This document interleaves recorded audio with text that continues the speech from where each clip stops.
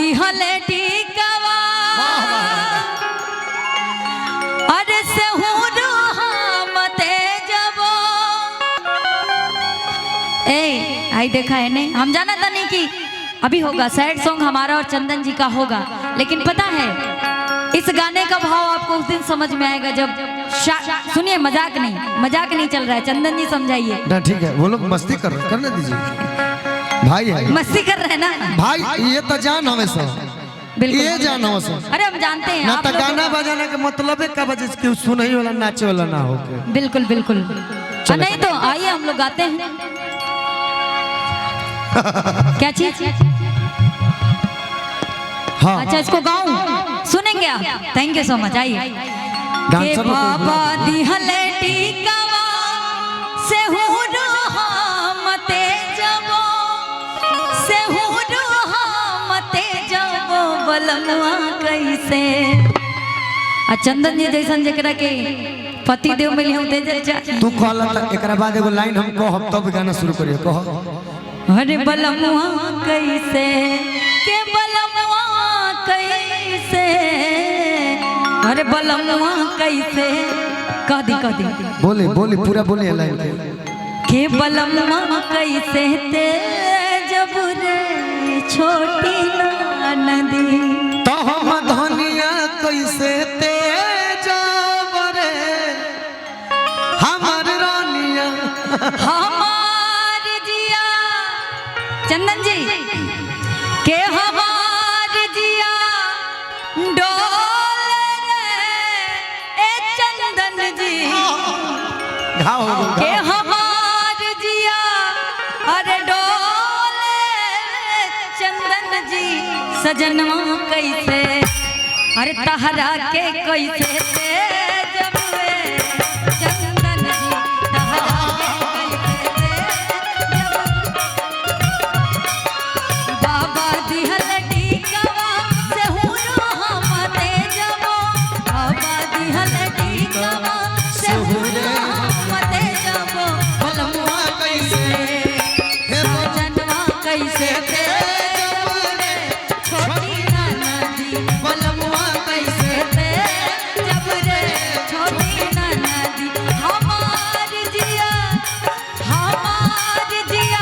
डोले रे छोटी नदी, हमार जिया डोले रे छोटी नदी, बलमुआ कैसे सजनवा कैसे तेजब रे छोटी नदी, बलमुआ कैसे तेजब रे छोटी नदी।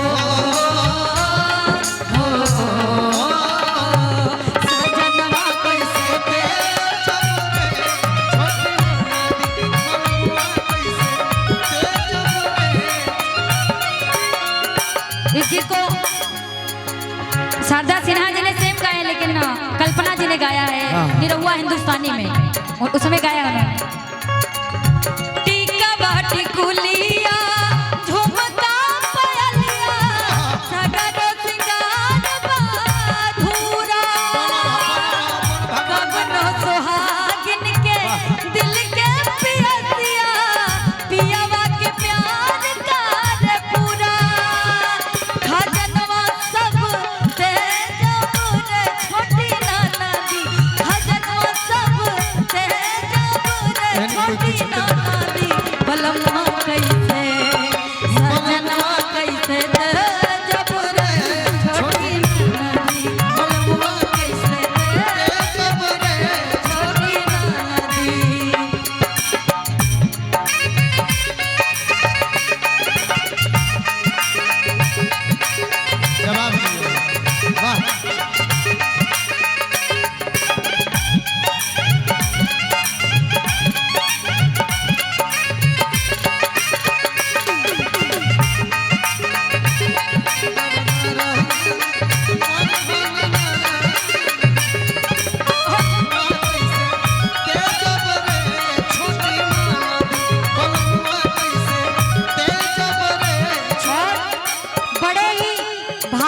लड़की को एक अच्छा घर परिवार मिलता है क्या? घर बाजनी मन नीका ससुरवा भाग्य से पावेला कोई। ई सब छूटल हमसे बढ़ के कौन सुहागिन होई। खजनवा सब से जब रे छोटी ननदी, खजनवा सब से जब रे छोटी ननदी। बलमुआ कैसे दे जब रे छोटी ननदी, बलमुआ कैसे जब रे छोटी ननदी। हमार जिया डोले में छोटी ननदी, हमार जिया डोले में छोटी ननदी। हमार जिया अरे हमार जिया डोले रे छोटी हमार जिया छोटी ननदी, खजनवा कैसे दे जब रे छोटी ननदी, सजनवा कैसे जब रे छोटी ननदी। चंदन जी को गाना के बड़ा